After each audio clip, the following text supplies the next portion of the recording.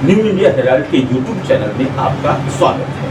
आज की कुछ अहम खबरों पर आइए डालते हैं एक नजर। कांग्रेस की पूर्व अध्यक्ष सोनिया गांधी ने केंद्र की मोदी सरकार पर निशाना साधते हुए कहा है कि बीते कुछ महीनों में पीएम मोदी और उनकी सरकार व्यवस्थित ढंग से भारत के लोकतंत्र के तीनों स्तंभों को ध्वस्त करती जा रही है। संसद के बजट सत्र की कार्यवाही बाधित रहने पर सोनिया गांधी ने कहा कि चुप्पी से देश की समस्याएं हल नहीं होंगी। सोनिया ने एक अखबार के लिए लिखे गए लेख में ये बातें कही हैं। असम के डिब्रूगढ़ में केंद्रीय गृह मंत्री अमित शाह ने लोकसभा चुनाव 2024 को लेकर बड़ा दावा किया। उन्होंने कहा कि 2024 के लोकसभा चुनाव में भाजपा असम की 14 में से 12 सीटें जीतेंगी। उन्होंने यह भी कहा कि देश में भाजपा 300 से ज़्यादा सीटों पर कब्जा जमाएगी और मोदी जी तीसरी बार प्रधानमंत्री बनेंगे। पूर्व राज्यसभा सांसद व वरिष्ठ भाजपा नेता सुब्रमण्यम स्वामी ने केंद्रीय गृह मंत्री अमित शाह के अरुणाचल प्रदेश में दिए गए उस बयान पर उन्हें घेरा है जिसमें उन्होंने कहा था कि देश की 1 इंच भूमि पर भी कोई अतिक्रमण नहीं कर सकता।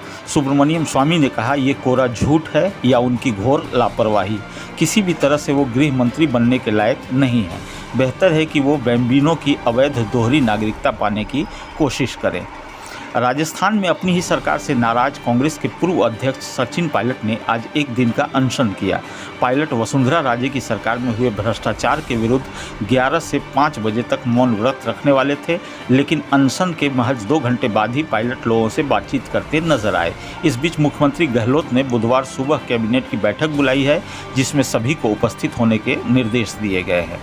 आम आदमी पार्टी को आधिकारिक रूप से राष्ट्रीय पार्टी का दर्जा मिलने पर आज पार्टी के राष्ट्रीय संयोजक और दिल्ली के सीएम अरविंद केजरीवाल ने पार्टी कार्यकर्ताओं को संबोधित किया। उन्होंने कार्यकर्ताओं और देश की जनता का शुक्रिया अदा किया और कहा कि राष्ट्रीय पार्टी बनना बहुत बड़ी जिम्मेदारी है। हमारी पार्टी ने देश को नई दिशा दी है। केजरीवाल ने अपने आलोचकों को भी तहे दिल से बधाई दी। महाराष्ट्र सरकार ने स्वतंत्रता सेनानी विनायक दामोदर सावरकर के जन्मदिन के अवसर पर स्वतंत्र वीर गौरव दिवस मनाने का फैसला किया है।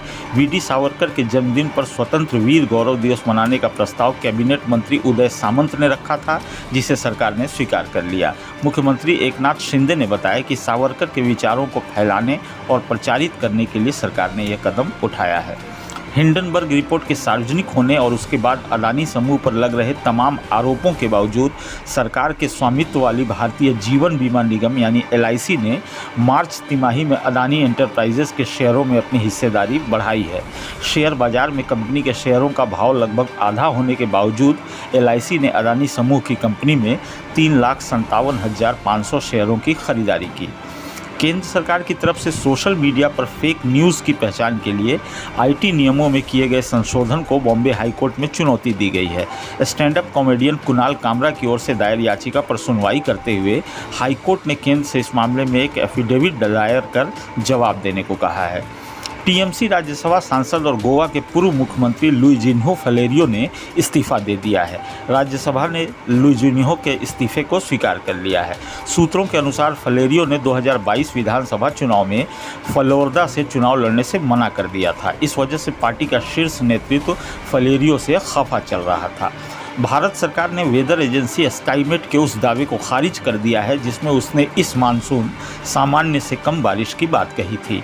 पृथ्वी विज्ञान मंत्रालय ने कहा कि भारत में दक्षिणी पश्चिम मानसून के समय भारत में सामान्य बारिश होगी। मंत्रालय का कहना है कि इस साल दक्षिणी भारत, पूर्वी मध्य भारत, पूर्वी भारत, उत्तर पूर्वी भारत और उत्तर पश्चिम भाग में सामान्य बारिश होगी।